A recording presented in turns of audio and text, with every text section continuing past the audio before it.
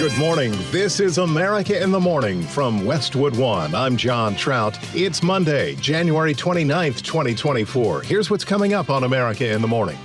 House Republicans are one step closer to impeaching Alejandro Mayorkas. We all have an oath to the Constitution. I'm John Stolnis in Washington.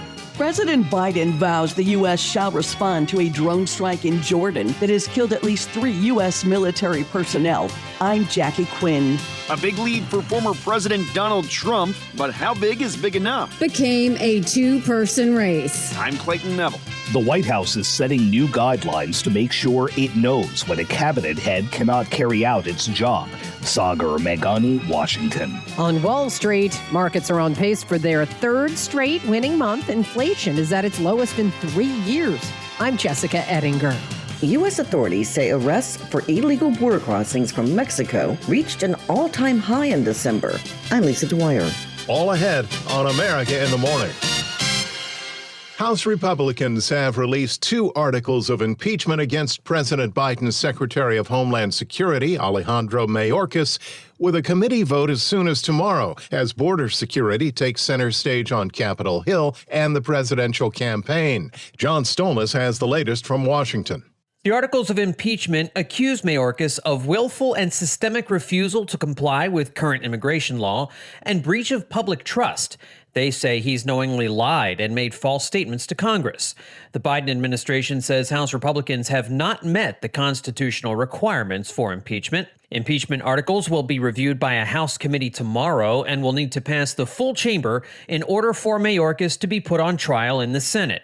Republican Congresswoman Elise Stefanik on Fox News says this is an important step. House Republicans are the last line of defense, and we're holding the Biden administration and Joe Biden accountable for the catastrophe at our southern border. Only one cabinet secretary has ever been impeached by the Senate in 1876, when William Belknap, former President Grant's Secretary of War, was ousted.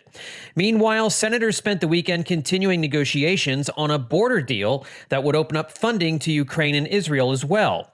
The top Republican negotiator, Senator James Lankford, on Fox News Sunday, said attempts by Donald Trump and other Republicans to prevent a deal from getting done is hypocritical. Republicans 4 months ago would not give funding for Ukraine, for Israel, and for our southern border because we demanded changes in policy. So we actually locked arms together and said, we're not going to give you money for this. We want a change in law. And now it's interesting, a few months later, when we're finally getting to the end, they're like, oh, just kidding. I actually don't want a change in law because it's a presidential election year. We all have an oath to the Constitution. Last week, Trump pressured Republicans to oppose a deal so it can remain a campaign issue for him. On Saturday in Las Vegas, Trump taking credit for opposing it. A lot of the senators are trying to say respectfully they're blaming it on me. I said, that's okay. Please blame it on me. Please. Because they were getting ready to pass a very bad bill. But Biden over the weekend pressing for a deal, he says, so he can take action. It'll also give me, as president, the emergency authority to shut down the border until it could get back under control. If that bill were the law today, I'd shut down the border right now and fix it quickly. John Stolnis, Washington. President Joe Biden vows the United States will respond to a drone strike in Jordan that has killed at least 3 U.S. military personnel and wounded about 36 others. Correspondent Jackie Quinn provides the update. President Biden announced the drone attack that claimed 3 U.S. lives and left some 25 other American service personnel injured. He called it despicable and wholly unjustified. This is the first time American troops in Jordan have been targeted since militants began attacking U.S. forces in Iraq and Syria after the war against Hamas began in Israel. I want to point out that we had a tough day last night in the Middle East. We lost 3 brave souls in attacking one of our bases. Yes. And I asked you to hold silence for all 3 of those souls. And we shall respond. Insiders say the installation, known as Tower 22, houses mostly engineering, logistics, and security troops who were likely sleeping at the time of the attack. I know we've had an impact. I won't characterize, how much, but we have had an impact on their on their capabilities. Joint Chiefs Chairman C.Q. Brown on ABC's This Week with George Stephanopoulos prior to the attack described the U.S. role to deter militant violence in the region. Make sure as things have happened in the Middle East, is not to have the conflict broaden. And so as I provide advice and we think about the approach we take, we want to ensure that we take away capability while we protect our forces, at the same time not have this broaden into a much wider conflict. Since the Israeli assault on Gaza after October 7th, there have been dozens of militia attacks against U.S. bases in Iraq and Syria. This is the first in Jordan. I'm Jackie Quinn. Trump rival vows to fight on when America in the Morning continues after these messages.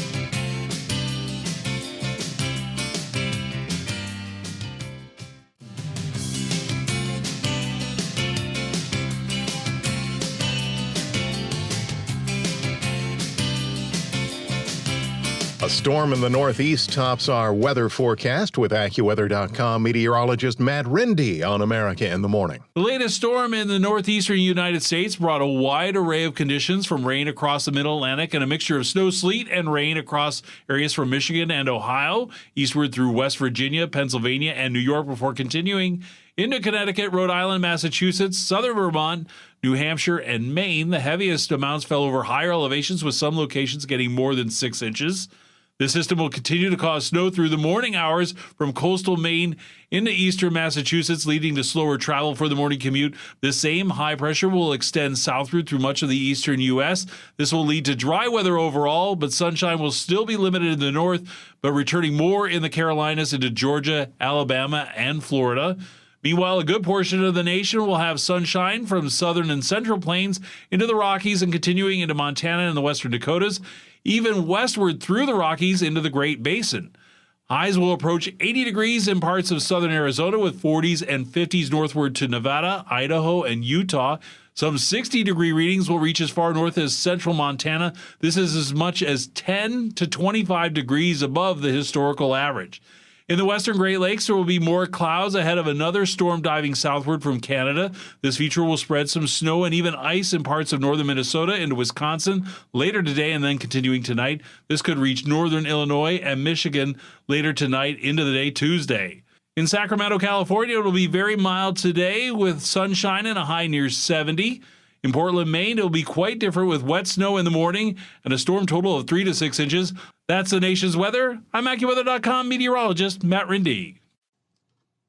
Remember to follow us wherever you get your podcasts: Apple, Spotify, Amazon, and YouTube. Just search America in the Morning in your favorite listening app.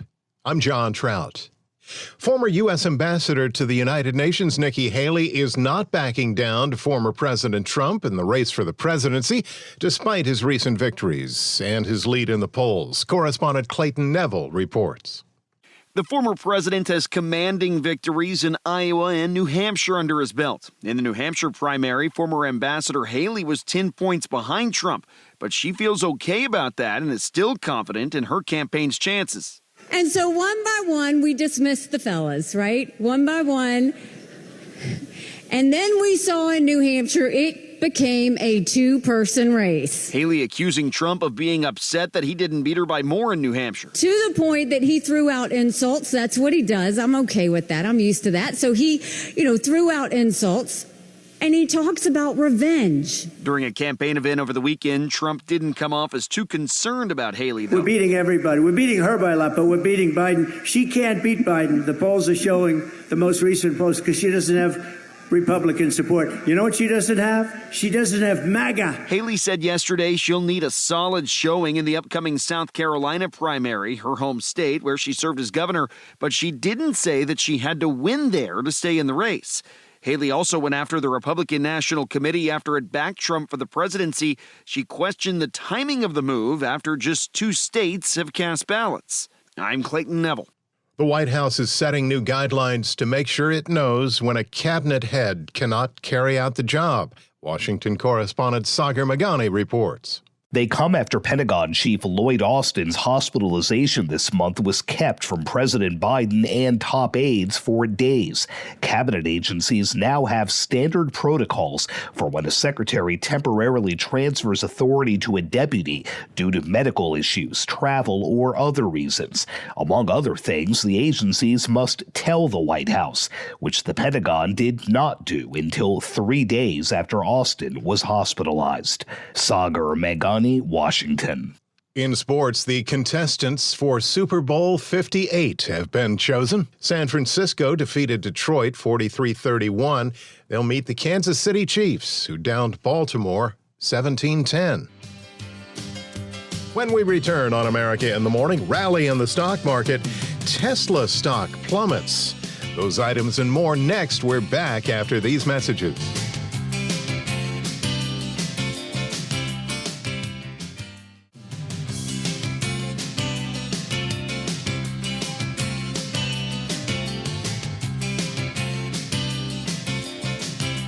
Welcome back. This is America in the Morning. The genetic testing company 23andMe is being accused of failing to protect the privacy of customers. In a class action lawsuit, lawyers said the company failed to notify users of the nationality of at least 2 unique lines of lineage that appeared to be specifically targeted. And the New York Times says personal info may have been for sale on the dark web for 2 months before 23andMe became aware. The hacker gained access to information on over 5 million profiles. Here's CNBC's Jessica Ettinger with a look at Monday business headlines. Wall Street opens this morning for a new week of trading. 3 days left in the month of January. Markets are on pace for stocks to have their third winning month in a row, but no record highs last Friday. 6 days up in a row at a new record. It's a rare streak. When you get these persistent rallies, it means there's underlying strength, but it also means you have to just expect that you're going to hit an air pocket for some reason or none at all. CNBC's Mike Santoli. Inflation cooled again in December. The Fed's favorite measure of inflation, the PCE, came in with a 2-handle year over year for December at 2.9%. Super close to normal. I don't know if this is time for the party hats or not, or the kazoos and the whole thing, but you do have a 2-handle on the core. And the PCE's headed the right way. The Fed has this problem. Good growth over here and declining inflation over there. What do? Is the funds rate right, or does it need to come down? And if so, by how much? CNBC senior economics reporter Steve Leisman. But one former Fed governor doesn't think the Fed's going to start cutting at the meeting that wraps up this Wednesday. I don't think there's going to be a rate cut this week, but I do think that the Fed is exactly on the glide path that they want to be on. Columbia University economist Fred Mishkin on CNBC. Welcome to the busiest week of earnings season this week. We get results from big mega cap names: Microsoft, Apple, Facebook parent Meta, Amazon, and Google parent Alphabet. It'll be busy. You mentioned some good news for investors on Wall Street, but not so much with Tesla stock. What's going on? They tanked 13% last week. They're down 26% for the year so far on a weak sales forecast. CNBC's Jim Cramer declared Tesla is no longer part of the Magnificent Seven stocks. As someone who is among the first to vocalize the Magnificent Seven rubric, I officially acknowledge now that there are only 6 left. A super 6-pack. As for Tesla, time to move on.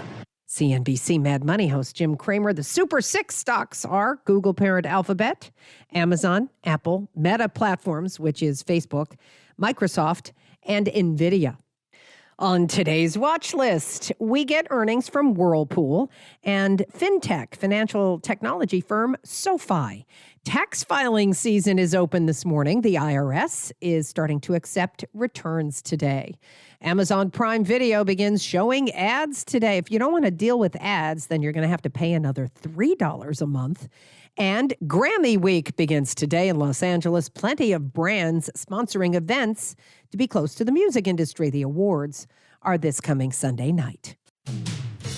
Thank you, CNBC's Jessica Ettinger. When we return on America in the Morning, border crossings into the U.S. reach an all-time high after these messages.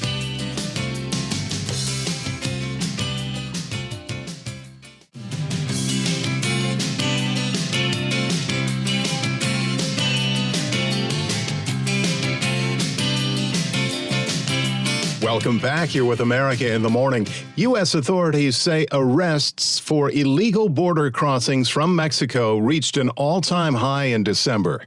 Lisa Dwyer has the numbers.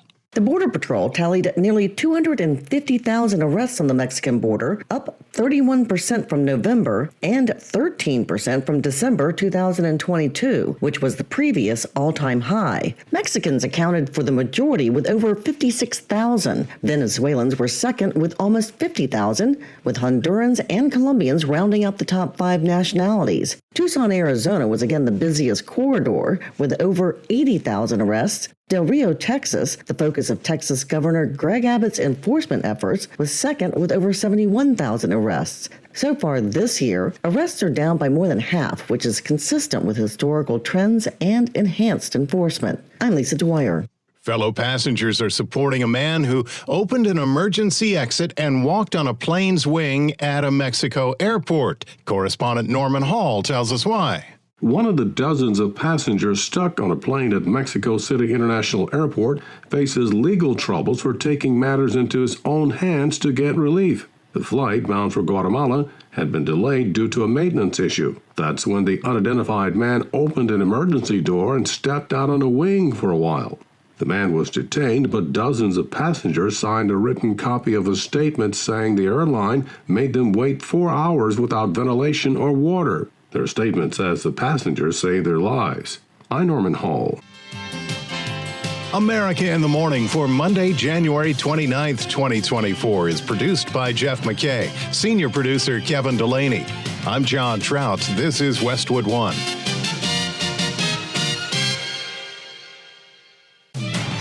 This is America in the Morning from Westwood One. I'm John Trout. Here's what's coming up this half hour. U.S. lawmakers demanding an urgent response to the killing of 3 U.S. soldiers in the Middle East. I'm Clayton Neville. I'm Karen Chamas. The United States, amongst other nations, have paused funding to the UN Agency for Palestinian Refugees. California is now in the grips of an outbreak of avian flu, and egg prices rising again. I'm Jackie Quinn. A Biden re-election campaign official was shunned by some Arab American community leaders while visiting Michigan. I'm Norman Hall. The Justice Department has found former New York Governor Andrew Cuomo sexually harassed state employees. I'm Ed Donahue. The end of January saw a slow box office weekend, but one with some competition. I'm Kevin Carr. Back after these messages.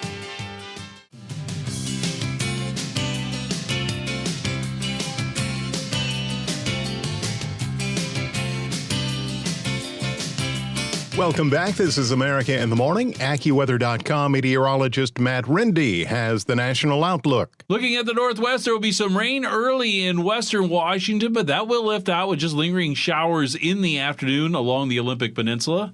The rest of the area along the west coast will have some amount of sunshine and a mild, even warm afternoon with highs in the 60s and 70s. Meanwhile, a good portion of the nation will have sunshine through the Great Basin, and that will continue through the Rockies into the southern and central plains, even northward to Montana into the western Dakotas.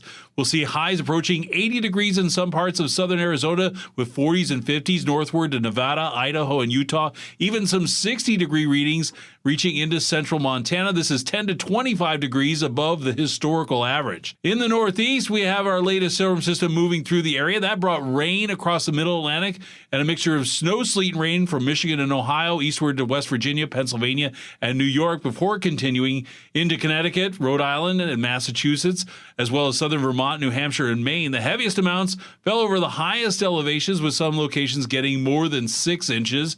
And this system will continue to cause snow through the morning hours from coastal Maine into eastern Massachusetts, leading to slower travel for the morning commute. But high pressure will slowly take over, and conditions will improve through the midday and afternoon hours. The same high pressure will extend southward through the eastern U.S. and lead to dry weather overall, but sunshine will still be limited, with more sunshine in parts of the southeast. In the western Great Lakes, we're looking at another system moving into the area from Canada. This could lead to some snow and even ice in parts of northern Minnesota into Wisconsin. I'm AccuWeather.com meteorologist Matt Rindy. Follow us wherever you get your podcasts: Apple, Spotify, Amazon, and YouTube. Just search America in the Morning in your favorite listening app. I'm John Trout. Escalating violence on U.S. soldiers in the Middle East turned deadly over the weekend. Correspondent Clayton Neville reports on the attack and what the Biden administration plans to do about it.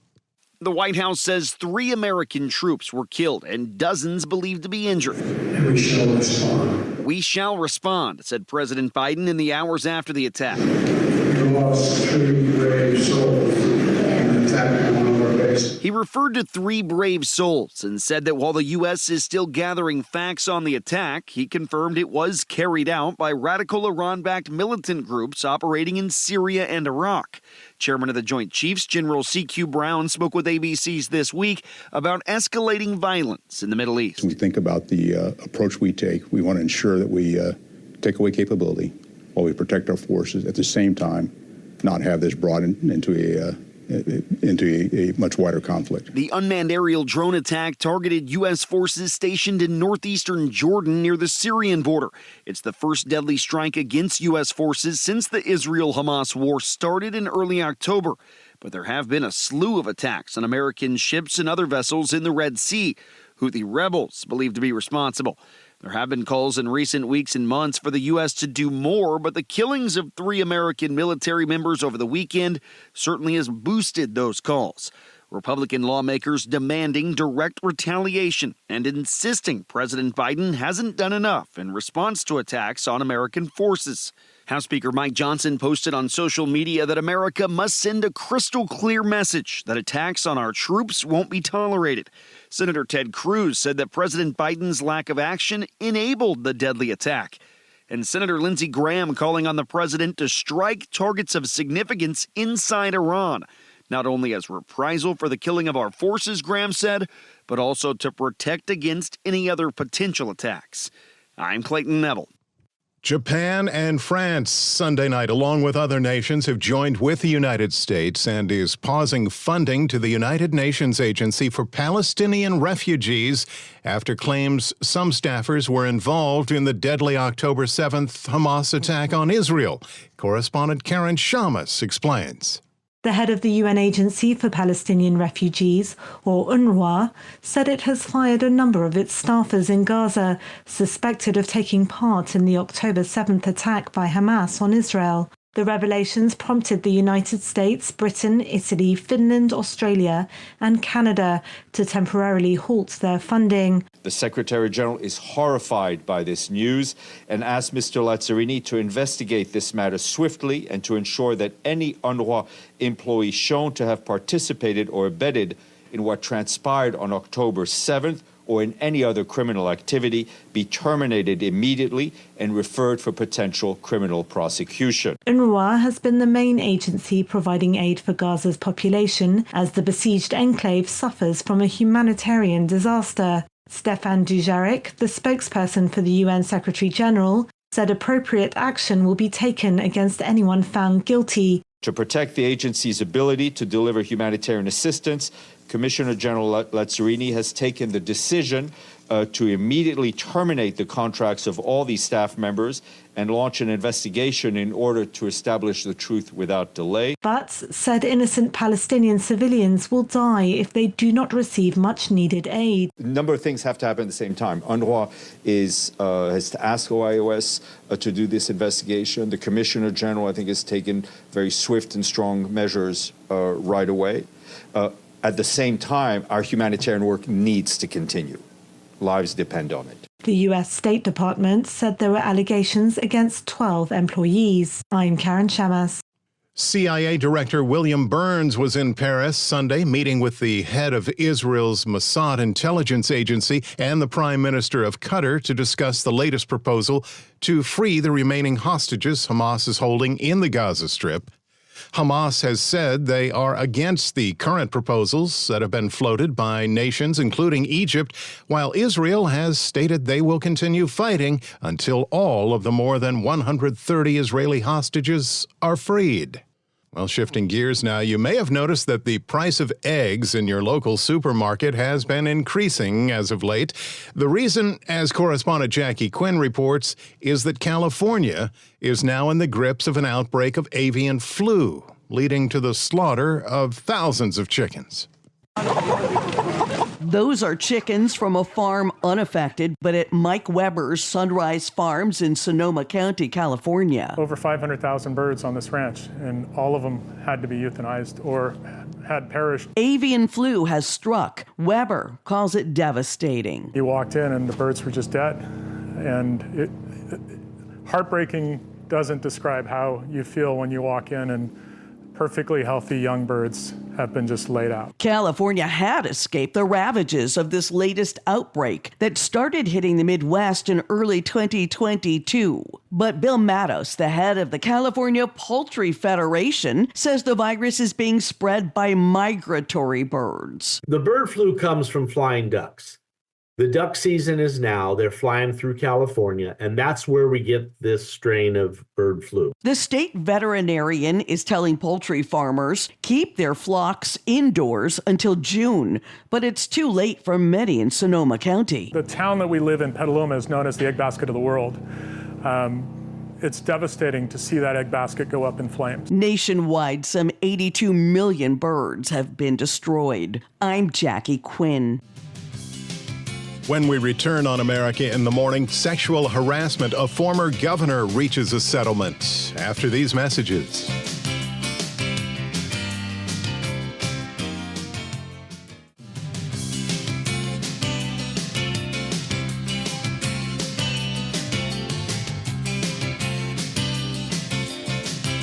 This is America in the Morning. I'm John Trout. Former House Speaker Nancy Pelosi believes the protesters in the United States calling for a ceasefire in the Israel-Hamas war, whose actions have included blocking roads and bridges, may be linked to Russia. Speaking on CNN's State of the Union, Pelosi said their message is exactly the same as Vladimir Putin's and could be a way for Russia to undermine the 2024 election process.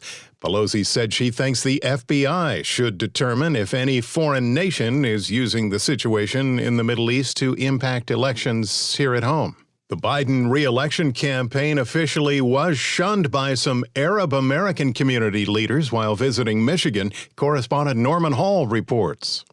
A group of Arab American and Muslim community leaders invited to meet in suburban Detroit with Biden campaign manager Julie Chavez Rodriguez declined to meet with her. There's outrage over the administration's full-throated support of Israel, including the war in Gaza. A Wayne County official says it appears senior administration officials don't realize the level of anger in the community, a key Michigan voting bloc for Democrats. Other local activists have formed a group called Abandon Biden. Meanwhile, Human rights! Biden, you are a liar! There have been protests elsewhere against the war, including Oakland, California. I'm Norman Hall. The Justice Department has found former New York Governor Andrew Cuomo sexually harassed state employees and has reached a settlement with the state of New York. Ed Donahue reports.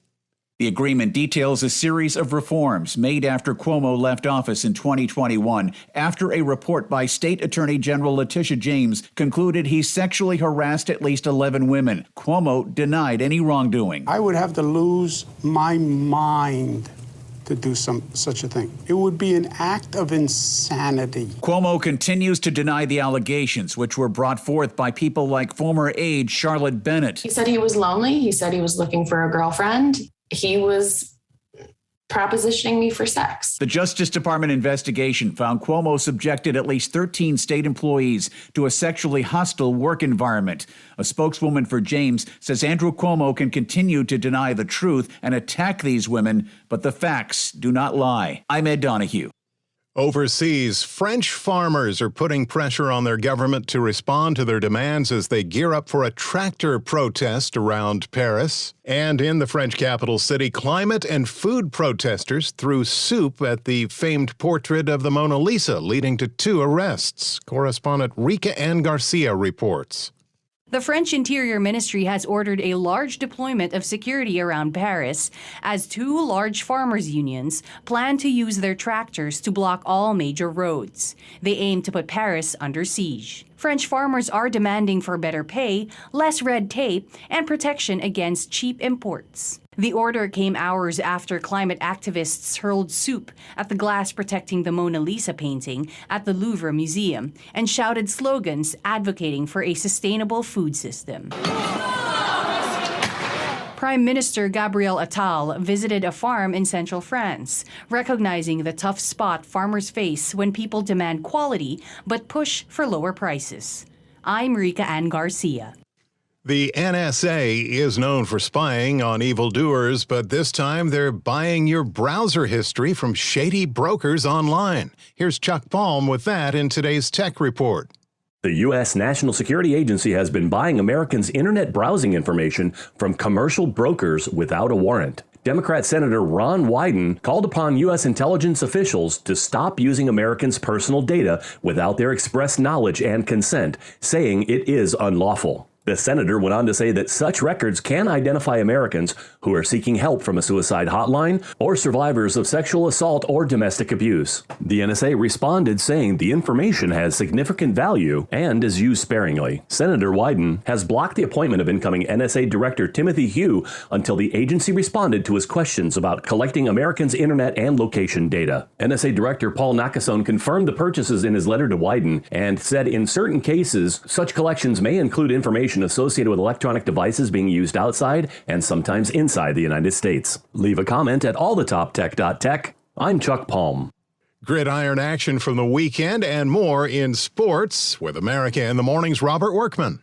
Super Bowl 58 is all set after Conference Championship Sunday. The Chiefs will be back to defend their title after beating the Ravens 17-10 in Baltimore for the AFC crown. KC in the Conference Championship for a sixth straight season kept its mistakes to a minimum. 3 penalties and no turnovers while leaning on its veterans. Patrick Mahomes going 30 for 39. Travis Kelce making 11 catches, some of them just jaw-dropping, including the game's first touchdown. Baltimore, in its first AFC title game in 11 years, gave the Chiefs 5 first downs by penalty and turned the ball over 3 times, including a fumble in the end zone. Mahomes and company going to their 4th Super Bowl in 6 years. You don't take it for granted either. You never know how many you're going to get to or if you're going to get to any. It truly is special just to do it with these guys after what we've been through all season long. Kansas City will meet San Francisco for the Lombardi Trophy. The 49ers rallied from a 17-point deficit at home to get past the Lions 34-31 and take the NFC honors. Detroit chewed up the ground and the clock in the first half, getting 3 rushing scores while dominating possession for a 24-7 lead. Momentum shifted in the second half as the Niners defense stopped the Lions on downs. Then Brock Purdy's deep ball bounced off a defender's face mask and into the hands of Brandon Ayuk for a 51-yard gain. Ayuk scored 3 plays later. Then the Lions fumbled on the first play after the kickoff, and the Niners got the tying score. Christian McCaffrey's second TD run of the day. They wound up scoring on 5 straight drives in the second half, something Purdy says is just what they do. It's football. I feel like there's a lot of experienced guys on this team, veterans that have, been in crazy situations. And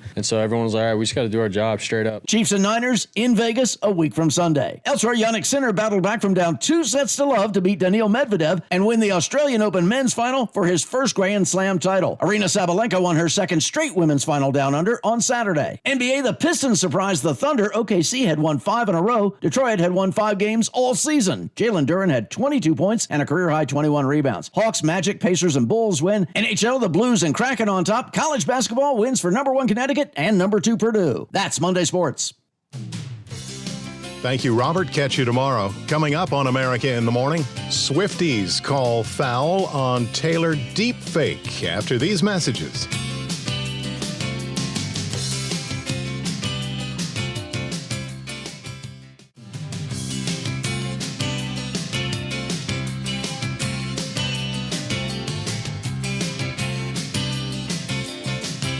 Welcome back. You're with America in the Morning. And, well, this last weekend of January ends with a slow pace at the box office. Kevin Carr has that. The January box office may have gone out with a whimper, but that doesn't mean there wasn't some excitement. That is so fetch. What is fetch? According to studio estimates, it's a first-place photo finish between Mean Girls and The Beekeeper, each scoring in the mid-$7 million range. What was that? Oh, Lord, it's the Queen Bee. Regina George. I protect the hive. When the system is out of balance, I correct it. It seems The Beekeeper has edged out the High School Musical by a stinger, but either movie could claim the top spot when the actuals are reported later on Monday. I'm making chocolate, of course. How do you like it? Dark, white, nutty, absolutely insane. In third place was Wonka, continuing its robust post-holiday run with $6 million. The Willy Wonka musical prequel has earned more than $500 million at the global box office and counting. You see, I'm something of a magician. Isn't it beautiful? This is awesome. Oh, maybe we should go say hi. Fourth place belonged to Migration with $5 million. Not as big of a hit as other animated films from Illumination, this story about a family of ducks attempting to fly south for the winter just cracked $100 million domestic. There's no way we can convince anyone we actually like each other. And wrapping up the top 5 was Anyone But You, another holiday holdover. This R-rated rom-com made $4.8 million over the weekend. Titanic me. Finally, goosed by Oscar nominations, Poor Things, American Fiction, and Godzilla -1 all found their way back into the top 10. I'm Kevin Carr. And with more in entertainment this Monday, here's correspondent Margie Zaraletta. Opening statements are set for Monday in New York in the trial of 2 of 3 men accused of killing musician Jam Master Jay of Run DMC in 2002. Prosecutors say Carl Jordan Jr. and Ronald Washington gunned Jay down over a drug dispute. Let the journey begin. The new season of ABC's The Bachelor is underway, with Joey Grazadeh as this season's bachelor. He's already realized a mistake. He should have taken the calls from former bachelors on how to do it. Quickly, I realized that this is a very difficult role, and all those people that reached out were just trying to help and give some advice. Charges have been dropped against country singer Chris Young, who was arrested last week in a dispute with Alcoholic Beverage Commission agents who were doing compliance checks in a Nashville bar. Prosecutors say charges that included assaulting an officer were dismissed after a review of all the evidence. I'm Margie Zaraletta. Swifties fight back as deep fake explicit images of Taylor Swift are spreading on social media. Lisa Dwyer has the story. Pornographic deepfake images of Taylor Swift are circulating online. The deepfake detecting group Reality Defender says it tracked a deluge of non-consensual pornographic material depicting Swift, particularly on X. Her ardent fan base of Swifties quickly mobilized, launching a counteroffensive on the platform formerly known as Twitter, using a Protect Taylor Swift hashtag to flood it with more positive images of Swift. They also reported accounts that were sharing the deepfakes. Some images also made their way to Meta-owned Facebook and other social media platforms. The images spread to millions of users before some of them were taken down. I'm Lisa Dwyer. That's our show for today. America in the Morning for Monday, January 29th, 2024, is produced by Jeff McKay, senior producer Kevin Delaney. I'm John Trout. This is Westwood One.